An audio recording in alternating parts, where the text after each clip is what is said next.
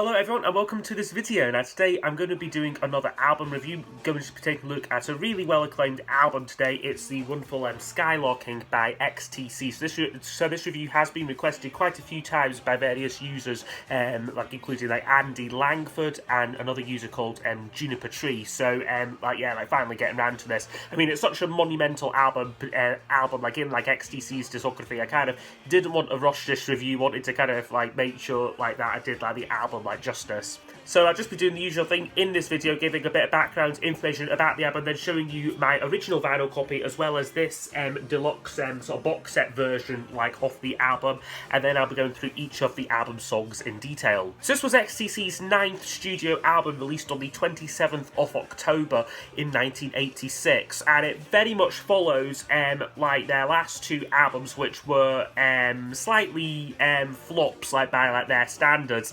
Mama and the Big Express didn't sell particularly well, and the band were very much on notice from their record label Virgin, who basically said if your next album's not successful, we're going to drop you, basically. They also kind of urged the band to kind of work with an American producer and sort of see if that would help them get a hit album.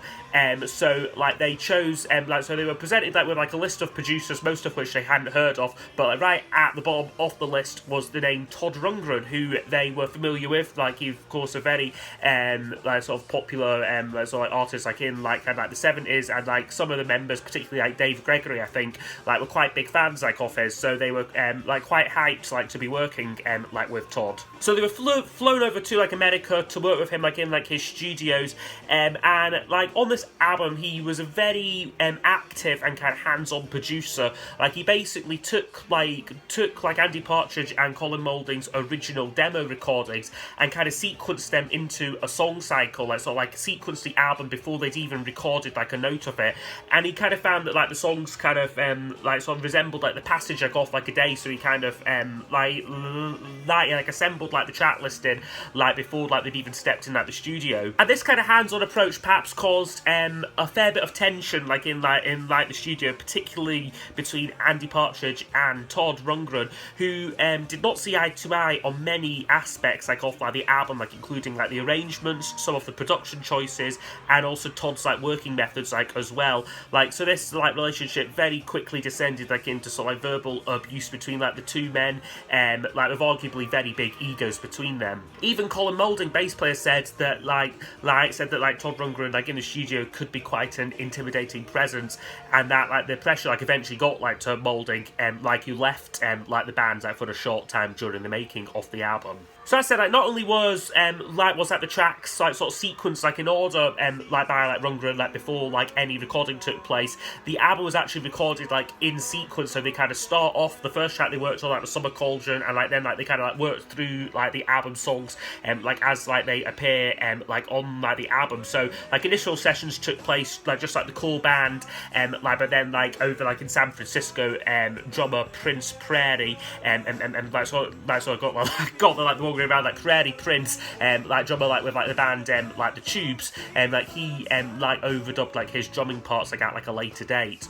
So in terms of the commercial success of the album in the UK, this was not a commercial success. It even fared worse than Mama and the Big Express. It peaked at number 90 in the charts, and it's still their lowest charting album here in the UK. Even the Apple Venus albums charted higher than this, and both of the singles from this flopped in the UK. However, in America it was a rather different story. So the album was released, the singles were released, but then kind of quickly one of the B-sides soon started to gain a bit of traction. The song Dear God eventually found an audience on American college radio, which led to the label reissuing the album with that song included on it, and like that like helped like ensure like its sales sustained like over a long period of time.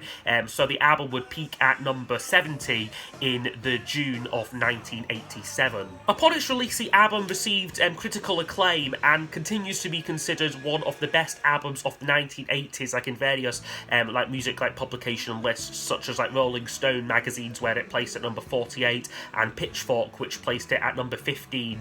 And it is often considered XTC's kind of signature album, sort of like the one which is held up like in like the highest like regard. So I will show you my vinyl copies of the album here. So this is the original pressing here. This is an American pressing. My good friend like vinyl collector James like bought for me like when like we were over like in like America.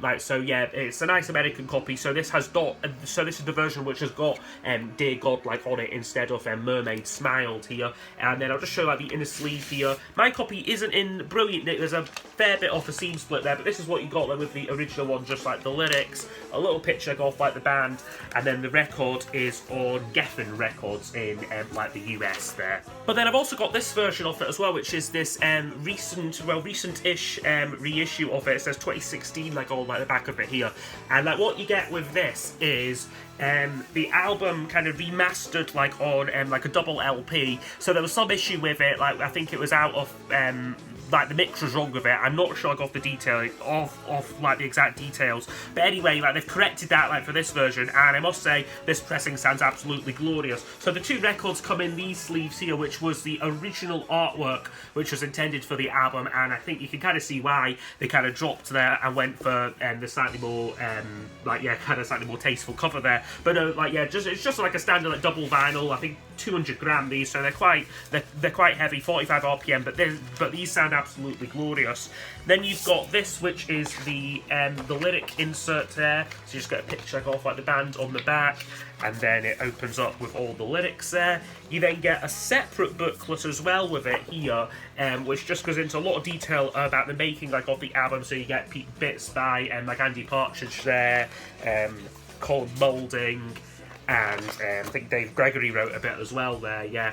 And then there's some more illustrations, a bit about the album artwork there, and then goes into a kind of track by track sort of breakdown around each of the songs. So this is a really nice package here, and then to round it all off, you also get the album on a CD as well, just sort of tucked in there. So yeah, that is the like the deluxe box set looked at. Okay, so I'll now go over each of the album songs in detail. I'll score each track out of 10, and then use those scores to give us a overall percentage marking for the album.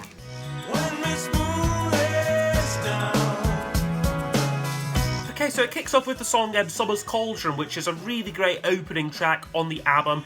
Begins with these very kind of summery sounds of bees and kind of insects kind of like buzzing around, and then you've got this kind of, I think it's like a harmonica or some kind of like like instrument kind of kicks off like the album, and then Partridge's very kind of confident and upfront vocal. It's just great, and then it's kind of, the song itself is very chilled out. It's kind of, I think it's based on like, it's kind of like a drone of E basically, again like in the chord of E like for like the most part.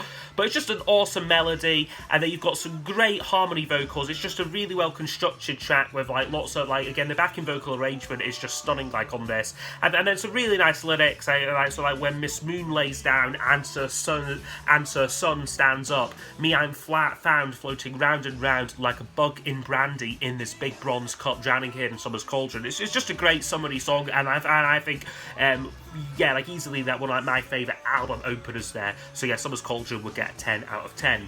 Laying on the grass, my hurted flesh like fire. And then that sieges very, very, very nicely into the next track, Grass, which kind of continues the kind of summery vibe. It was the first single from the album, which I've got here like on like a 12-inch here. So on the back of this, you've got the song Extrovert, which is a brilliant B-side. Doesn't quite fit like on the album. I think it really works like as a B-side, but it's a brilliant, brilliant song. And then also like the aforementioned like Dear God there like as well, like as it was like originally released. But no, Grass is a really good song. It's a Colin Moulding song. You've got a great kind of string arrangement which just kind of swoops like where it just sort of like swoops like around like the track.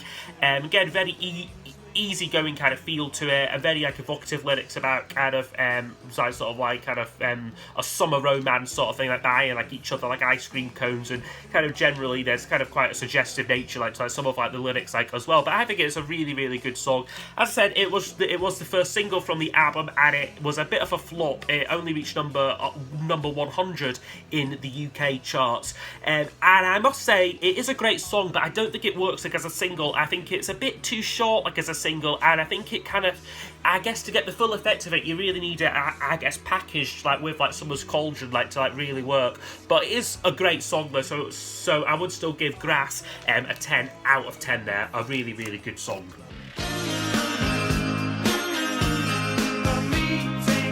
And then the third track of the album and the second single from the album is The Meeting Place here. So this is another Colin Moulding song, so we actually got all of the singles from the album, like aside from Dear God, which was issued like slightly like later on. It's just a very nice song, this. I think you've got a nice kind of rolling riff, what kind of that sort of like underpins like the song, teamed with these kind of like industrial kind of sound effects, which you get through like kind of like the album cover and like kind of like the cover like off like this 12-inch single. So I think like there's a kind of sample from I think like the Swindon like rail works like also appears. So I guess this song in some ways could have actually fitted quite well, I guess, like on like the Big Express album, like in like some ways. I mean, it's a really pleasant song about kind of meeting someone, yeah, like in like a secret place, and kind of it continues like the kind of like the summery feel like off like the album, kind of a very kind of nostalgic sound, very kind of throwback kind of like lyrics to sort of like kind of like reminiscing lyrics about perhaps like kind of like childhood or kind of like your younger years and that. So as I said, this was the second single from the album, and much like Grass, it didn't do anything. It actually funny enough charted at like the same place, like number 100 like in like the UK charts. So yeah, but again, I don't think a great choice out for a single. I think it just was completely opposite to what was going on like in like the charts of 1986, and at the same time there's some other tracks later on the album which I think would have maybe stood a chance of being like, if not like a massive hit, like at least kind of maybe got a bit more attention than these two singles got. But no, a really good track which I would give a 9 out of 10 to overall.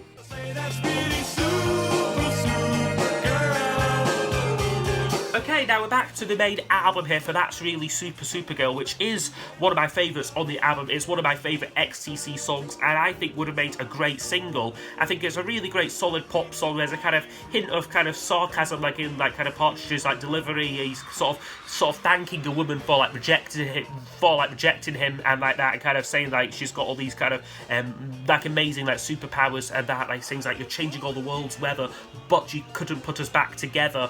And it's sort of like, yeah, he's kind of sort of saying how like he's kind of, yeah, getting rejected by a woman like out of like his league, like sort of thing. And he uses a lot of these kind of clever kind of comic book like references, like to like illustrate the point, like hurt like kryptonite, put me on my knees now that I've found out just what you're doing with your secret identities. Yeah, it's a great song, and it's great musicianship as well. I think just like the arrangement's really good, and I think Dave Gregory's guitar solo on this is one of my all-time favourite guitar solos. It just perfectly slots in, and it's really intricate like, and it just really works.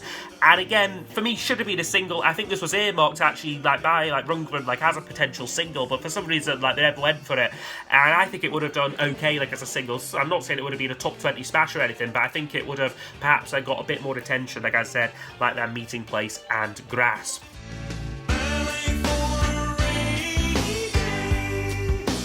Okay, next up is a Ballet For A Rainy Day. Now this is a more kind of mid-tempo song.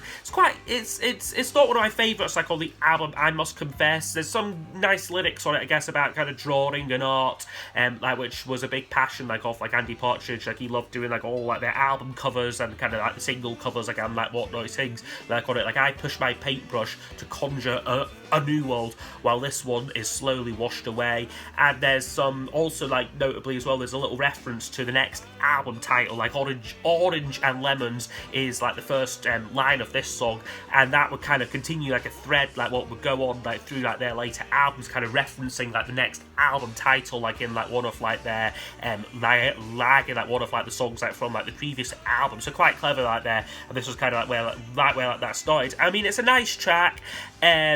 Good bridge section on it though. I think that kind of like elevates the song like a fair bit. It's just, yeah, it's maybe not what I would play like in isolation like off the the album though. Misery, oh, misery.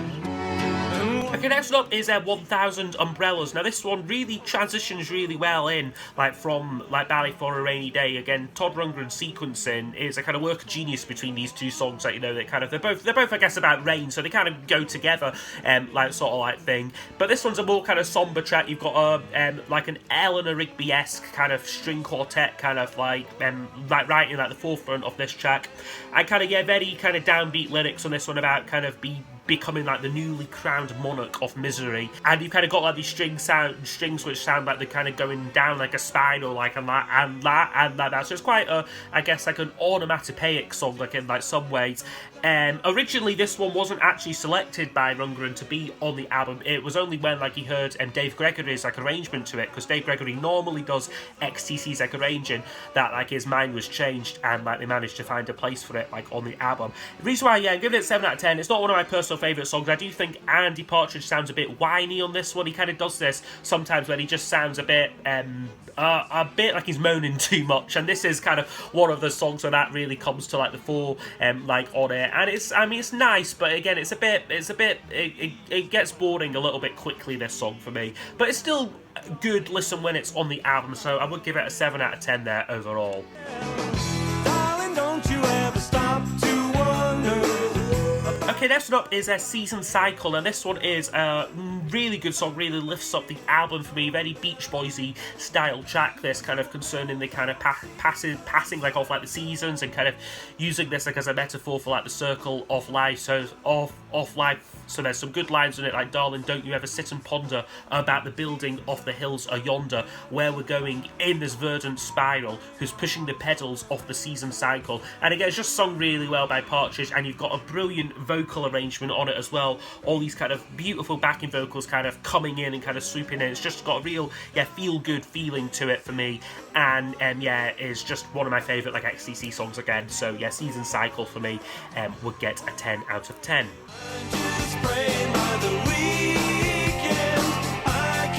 Okay, next up is Earn Enough For Us, which is probably, I guess what you could kind of call a throwback sound for XTC. It's the most that they've sounded like their kind of 1979, 1980 kind of band, like probably like since then, and probably never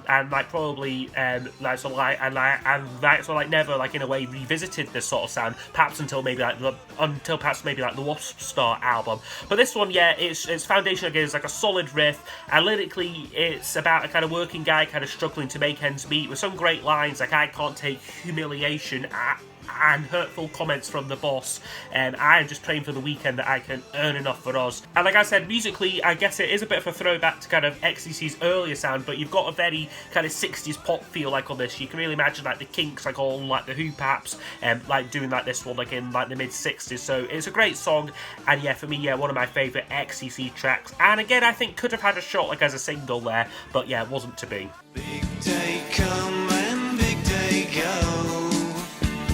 Okay, next up is a Big Day, which is a Colin Moulding pen song, this one here. And this one's kind of about marriage, but it's a song, it's quite a unique song, I think. It's kind of from like the parents' perspective, kind of warning like their kind of children or someone a bit younger, of kind of like look, marriage can be tough and like that, right? So like, and kind of it's a kind of warning song, like in some ways, like, so you want to tie the knot, tie it tight, don't let it rot the memory of this day. Are you deafened by the bells? Could be heaven, could be hell, in a cell for two. So it's quite a pessimistic song, quite a pessimistic look at kind of what marriage life like entails. And it's kind of mid-tempo track with, I guess you could say, like, not a lot of life to it, I suppose, but it kind of fits like the lyrics, like in some ways. But I guess it's kind of a lyric which is perhaps, I guess, more rooted like in like the reality like of like the situation. Apparently this one was intended for the Duke's album, like either 25 O'Clock or Sonic Sunspot, can't remember which one. Probably would have been 25 O'Clock, because that was before Skylarking, but it doesn't really have a Dukesy vibe to it. It doesn't feel particularly psychedelic, this track here, and it just like it wouldn't have fitted with that album like at all. So I think it's a really good song. I guess my only criticism is it's slightly jarring kind of structure to it. It's kind of got this kind of solid mid-tempo verse, and then this kind of like this part like where it's kind of like stop-start kind of structure to it, where it never kind of feels comfortable, this song. It never feels like like entirely set in its way, this track.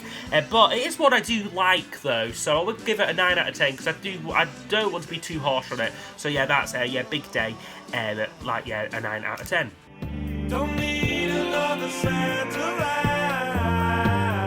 Okay, next up is Another Satellite, and this is another favourite of mine from the album. This one's quite a personal song written by Partridge, basically about like a woman who was kind of getting like in like the way like of like his relationship like with like his wife like at like the time, and he was kind of, I guess, like sort of like not wanting like that distraction sort of thing, like not appreciating like her presence. So sort of like tracks about and that, so kind of like the song that talks about that. It's just like, I don't need like another satellite, something else like to like distract me sort of thing. But I guess it's kind of a reflection that all wasn't well like in like Partridge's marriage. Like he'd actually like later marry like the woman that this song like is about, like Erica Wexler, and I do like this track a lot because it's very minimalistic like arrangement on it. It's quite synth driven, this one here, but it's just a nice song. I think like again it's a nice kind of downbeat moment like on the album for me. So yeah, like Another Satellite for me would get a 10 out of 10.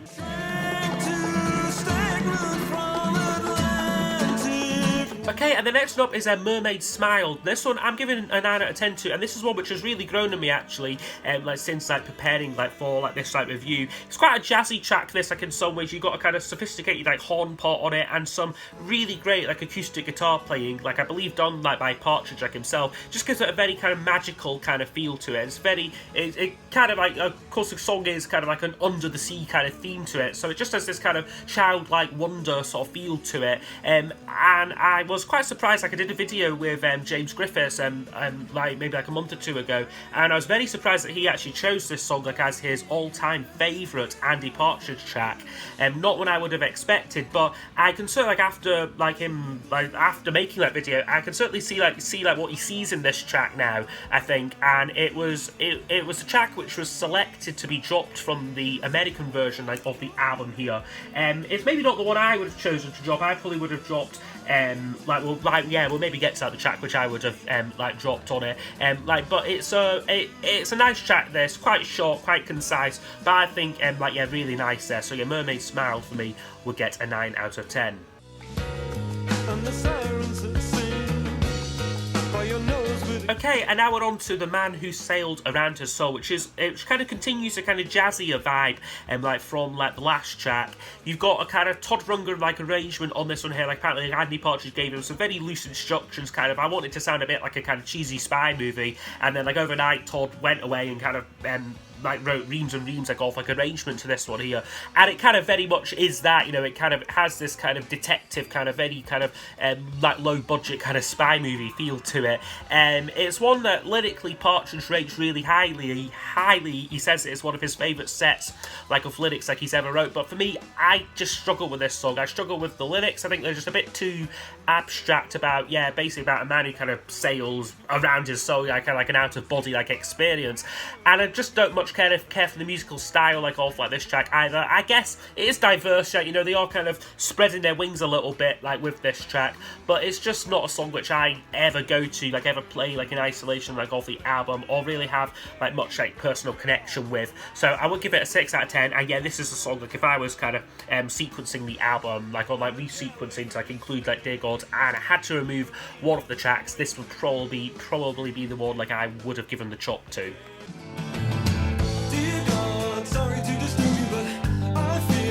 Okay, but then we get Dear God, which is one of Partridge's and like XTC's more generally one of their most well-known songs, particularly like in America. It's a track where Partridge is really grappling like with like religion, and he talks about how it all must be a fake and kind of like that if there's so many sort of bad things going on like in like the world. So some very hard-hitting lines like, did you make disease and the diamond blue? Did you make mankind after we made you? And yeah, said it originally wasn't intended for the album, but it was included like after like it kind of took off like on like American college radio. It kind of like hit an audience there basically. But for me, it's never been a personal favourite XTC track of mine. If I'm ever compiling like a top 10 list, it's not one which I'm ever gonna consider like including. I think they've got a lot better songs which are a lot more representative of them than this relatively simple kind of country-esque song. You know, he says that he kind of was inspired by the Beatles, like Rocky Raccoon, which is again this kind of throwaway kind of song. This one's certainly not like a throwaway song like by any means, but it's just never been a personal favourite of mine. So I would give it a 9 out of 10, and like an 8 out of 10 there, sorry, for Dear God. What sticks in my mind is a sweet jar on the Okay, and then we close the album with a pair of Colin Moulding songs. So the first one of those is Dying, which was inspired by like an elderly neighbour like of Colin's who I think had become like a widow and basically was just like a kind of like a recluse sort of thing, like in like his house. So a very kind of dark tone on this one here about kind of death and like decay, exacerbated by like you've got like this kind of doom-laden clock kind of sound in it there, because it's kind of counting down sort of thing. So it's a very dark song, this, but very evocative lyrics. Like, what sticks in my mind is the sweet jar on the sideboard and your multicoloured tea cozy. So there's a very specific lyrics like on this one, and it's kind of concerning how the narrator I guess doesn't want to end up like this person. So it is a dark song, but I quite like it when it's on the album. It's maybe not one I would necessarily seek out and go to, but I think it's a good example of Colin Moulding expanding his kind of songwriting. You know, he's not really wrote a song like this before, or since really. So he's kind of showing that he is on top form with this album. fire they cried, so evil must die. And then we end with another Moulding song, which is Sacrificial Bonfire, which is a very interesting track, this one. Almost kind of medieval quality to it, with these kind of brooding kind of drumming and the kind of sound effects of these embers burning on it as well. I mean, it's a bit of an odd ending to the album in some ways. You know, most albums tend to end with a bang or kind of a kind of big song. This one's a very subdued kind of end, very much about kind of death again, and kind of death again, renewal, this one. So it sort of sings Sacrificial Bonfire must reign over good, banish the bad, and it's kind of all about renewal, and that sort of thing. You've got some grand orchestration on it as well, and I guess it kind of follows that kind of cycle of a day kind of theme, as I guess most people's days do end with them kind of dozing off kind of peacefully, in sleep. So I guess it makes sense not to end the album with a kind of big kind of showy moment, but it's a good song, but it's just again not one I would necessarily go to outside of the album. So I would give Sacrificial Bonfire an 8 out of 10 though. Okay, so overall this album would score 89%, so I think this is a really, really, really great piece of work. I think for 99% of other bands, this would be their magnum opus, the go-to album, the only one that mattered. But for me, as a really big fan of XTC, I would probably rank this maybe, say, 4th or 5th, on my list of favourite albums. I think it probably is, you could objectively say this is their best, ever since, they stopped touring, it's almost this is the album that they were striving to make. A kind of grand sort of orchestrated album with lots of different musical styles on there, and a kind of pure studio production as well, one which would be very difficult to perform live. But I do think that there are other XTC albums that I tend to prefer, which is just a testament to how great they are as a band. And I do think that there are a lot of great songs there, some of my very favourite XTC tracks, but then a couple of tracks which I think are maybe a bit, again I hate to use the word filler with this album, but songs which are maybe not quite as good for me as some of the other ones. So things like Ballet For A Rainy Day, 1,000 Umbrellas, and Man Who Sailed Around His Soul, to pick out a few there, ones which I think maybe not quite as good as the rest of the album. But a great record here for me, one which arguably really got me into XTC. It was this and Apple Venus, which were kind of after my initial discovery of XTC. It was these albums which I went to, and they kind of blew me away, this one in particular. So yeah, wonderful album here, Skylarking. If you've not heard it, definitely give it some time. So I hope you have enjoyed this review. If you've got any requests for future reviews, please do leave them down below in the comments, and I will see you all next time for the next video. Goodbye.